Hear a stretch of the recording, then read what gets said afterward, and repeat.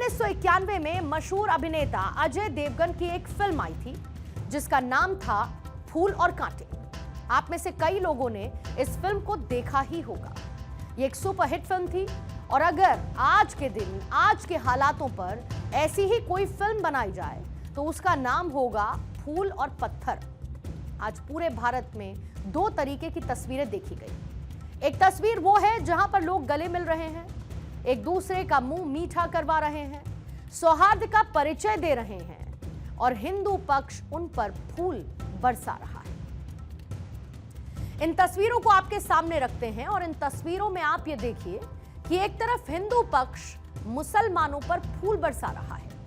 मुसलमान भी ईद की नमाज पढ़ने के बाद एक दूसरे से गले मिल रहे हैं और बच्चे भी एक दूसरे को ईद की मुबारकबाद दे रहे हैं। ये तस्वीरें सुखद हैं, लेकिन स्क्रीन के दूसरी तरफ आपको इसी भारत की एक और हकीकत नजर आई, जहां पर कुछ मुसलमान ईद जैसे पवित्र दिन पर भी हंगामा कर रहे हैं, हिंसा कर रहे हैं, एक दूसरे के साथ लड़ रहे हैं, पुलिस के साथ विवाद कर रहे हैं, बहस हो रही है।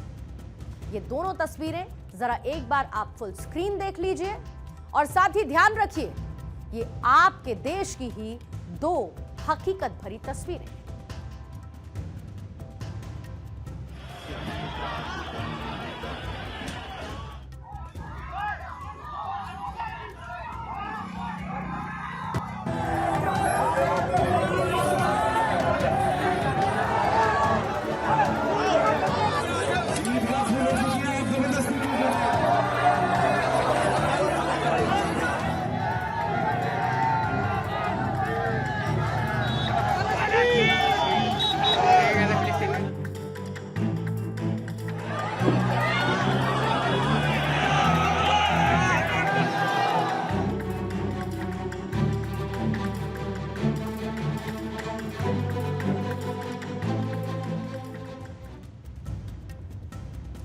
तो आज पूरा देश ईद उल फितर के जश्न में डूबा हुआ है और देश भर से भाईचारे की तस्वीरें भी सामने आई, लेकिन देश के कुछ हिस्सों में ये भाईचारा लहूलुहान होता भी नजर आया और ईद का ये त्योहार कुछ जगहों पर शांति और भाईचारे की बजाय हिंसा और अराजकता की वजह से सुर्खियों में रहा है।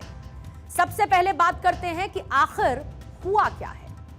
ईद का त्योहार जो कि भाईचारे और शांति का प्रतीक माना जाता है, इस बार कई जगहों पर हिंसा और प्रदर्शन की भेंट चढ़ गया। देश के अलग अलग हिस्सों से ऐसी खबरें आई जहां पर नमाज के बाद भीड़ ने सड़कों पर उतरकर हंगामा किया, पथराव हुआ और पुलिस को हालात काबू में करने के लिए सख्त कदम उठाने पड़े। इसको लेकर आज दो सवाल हो सकते हैं, लेकिन पहले ये तस्वीरें देखिए। अलग अलग जगह की ये तस्वीरें और ये तस्वीरें सवालों को जन्म देती हैं। पहला सवाल यह है कि क्या ये अचानक भड़की हिंसा थी या फिर इसके पीछे कोई सुनियोजित साजिश थी। उत्तर प्रदेश के मेरठ में ईद की नमाज पढ़ने के बाद मुसलमानों के ही दो पक्ष आपस में भिड़ गए, जहां पर पहले पथराव हुआ और उसके बाद ताबड़तोड़ फायरिंग की गई। इसके बाद पुलिस ने लाठीचार्ज किया, स्थिति को संभालने की कोशिश की। इधर मुरादाबाद में ईदगाह के पास भीड़ जमा होने पर पुलिस ने लोगों को रोकने की कोशिश की, जिसके बाद हंगामे की स्थिति बनी। हालांकि प्रशासन ने समय रहते हालात को संभाल लिया। बिहार के दरभंगा में दुर्गा मंदिर में कलश स्थापना कर जब श्रद्धालुओं का एक जत्था वापस घरों के लिए लौट रहा था, ठीक उसी वक्त मुस्लिम समाज के कुछ लोगों ने उनके ऊपर पत्थर बरसाने शुरू कर दिए, जिसके बाद दोनों ओर से जमकर पत्थरबाजी की गई। मुंबई के मलाड इलाके में पठानवाड़ी नूरानी मस्जिद के पास से गुजर रहे एक रिक्शे में मौजूद कुछ लोगों ने जय श्री राम के नारे लगा दिए। इसके बाद दो गुटों में झड़प हुई और इस दौरान भगवा पहने युवकों के साथ जमकर मारपीट भी की गई है। राजस्थान के टोंक में बिना इजाजत, बिना परमिशन जुलूस निकालने की कोशिश से तनाव पैदा हुआ और पुलिस को हल्का बल प्रयोग करना पड़ा स्थिति को संभालने के लिए। इसके साथ ही हरियाणा के नूह में भी ईद की नमाज के बाद एक ही समुदाय के दो गुटों के बीच पुरानी रंजिश के चलते झड़प की स्थिति पैदा हुई। तिरवाड़ा गांव की इस घटना में लाठी, डंडों और पत्थरों का इस्तेमाल किया गया, जिसमें 5 से ज्यादा लोगों के घायल होने की जानकारी है।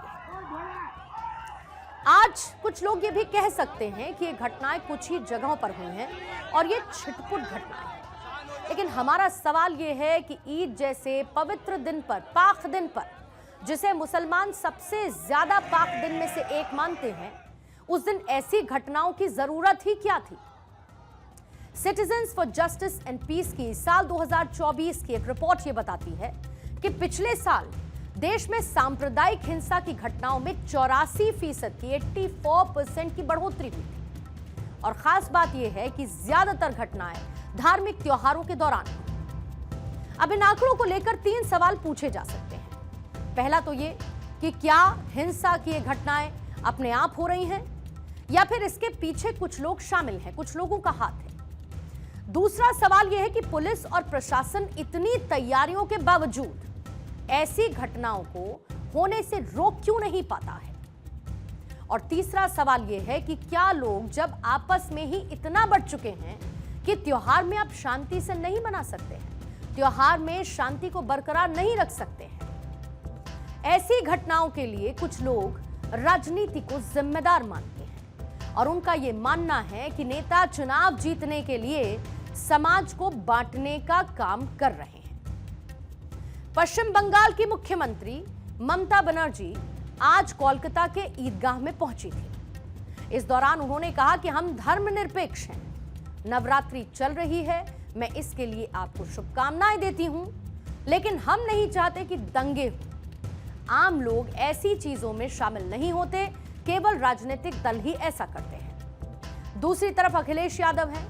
आज जब लखनऊ के ईदगाह जाने के लिए वो निकले तो रास्ते में बैरिकेड्स देखकर नाराज हो गए और उन्होंने कहा कि हमने पहले कभी भी ऐसी बैरिकेडिंग नहीं देखी है। कोई इतनी बैरिकेडिंग नहीं होती हो। जब मैं आज आ रहा था तो जानबूझ करके पुलिस ने मुझे रोका। मैंने जानना चाहा कि भाई क्यों नहीं जाने दे रहे हो। पूरी बैरिकेडिंग लगा करके मुझे आधे घंटे जब बात की तब जाने दिया, बड़ी मुश्किल से, और एक गाड़ी जाने दी। और जब जानना चाहा मैंने कि आखिरकार क्यों ऐसा किया जा रहा है, तो किसी अधिकारी के पास जवाब नहीं था। नवरात्रि चल रहा है, मैं उसको भी शुभकामना दूंगी, लेकिन हम नहीं चाहते हैं कि इसके लिए दंगा करे। कोई अपने आम जनता नहीं करते हैं, कोई एक पॉलिटिकल पार्टी करते हैं। आज देश की कई मस्जिदों में लोगों ने ईद की नमाज अता करने के साथ ही वक्फ संशोधन बिल के विरोध में अपने हाथों पर काली पट्टी भी बांधी और ऐसा उन्होंने all India Muslim personal law board के आह्वान पर किया। पहले आप ये तस्वीरें देख लीजिए। मुसलमानों, आपको पहला काम शुक्र अदा करना है कि अल्लाह तबारक व तआला ने हमें नमाजों की, तरावियों की, रोजों की तौफीक अता फरमाई। जिस तरह हम रोजे ना रख सके, जिस तरह हमें तरावियां पढ़ने की चाहिए थी, इस तरह हम तरावी ना पढ़ सके, तो हमें अल्लाहुम्मा सल्ली अला सय्यिदिना मुहम्मद। आज आपको इन आम मुसलमानों के हाथों में जो काली पट्टी दिख रही है, ये पट्टी दरअसल इनकी आंखों पर भी बांधी जा रही है। यानी देखने में तो ये पट्टी इनके हाथों पर बंधी है, लेकिन हकीकत में ये पट्टी इनकी आंखों पर बांधी गई है, क्योंकि इन मुसलमानों के बीच ये भ्रम फैलाया जा रहा है कि अगर ये वक्फ संशोधन बिल कानून बन गया तो उनकी जमीनें छीन ली जाएंगी, उनकी मस्जिदों को उनसे छीन लिया जाएगा, मुसलमानों की जमीन पर सरकार अपना कब्जा, अपना नियंत्रण कर लेगी, उनके कब्रिस्तानों पर सरकार अपना बोर्ड लगा देगी, उनके मदरसों को बंद करवा देगी। और यह भ्रम इन आम मुसलमानों के बीच फैलाया जा रहा है। इनके फोन पर मैसेजेस भेजे जा रहे हैं, कुछ लोगों को इनके बीच भेजकर ये सब बातें कही जा रही हैं। और इसको लेकर केंद्रीय मंत्री किरेन रिजिजू ने आज कुछ कहा है और वो आपको जरूर सुनना चाहिए। Innocent Muslims are being told and misled by saying that the government is going to snatch the properties and rights of the Muslims. The falsehood is breaching all the records. They are saying that this Waqf amendment provision will take away the qabristans and the masjid. What can be more blatant lies than this. So the false narrative being spread by some of the people are very detrimental to our society and nation. आज जो आम मुसलमान ईद के दिन हाथों पर काली पट्टी बांधकर वक्फ संशोधन बिल का विरोध कर रहे हैं, इनमें से कई लोगों को तो यह पता भी नहीं होगा कि इस नए बिल में आखिर है क्या, क्योंकि इस बिल में तो एक भी जगह इस बात का जिक्र ही नहीं कि सरकार वक्फ से उनकी जमीन को वापस ले लेगी। लेकिन ये विरोध भी कुछ वैसा ही है जैसा कि साल 2019 में नागरिकता संशोधन बिल के खिलाफ देखने को मिला था। उस वक्त नागरिकता बिल को लेकर दिल्ली के शाहीन बाग इलाके में 100 दिन तक प्रदर्शन किया गया, सड़कों को हाईजैक कर लिया गया, उनको बंधक बना लिया गया। कहा यह गया कि सरकार इस कानून को लाकर मुसलमानों की नागरिकता छीन लेना चाहती है। लेकिन आज इस बिल को कानून बने हुए 1 साल से भी ऊपर का समय बीत चुका है और किसी भी मुसलमान की नागरिकता पर, उसकी सिटीजनशिप पर कोई असर नहीं पड़ा।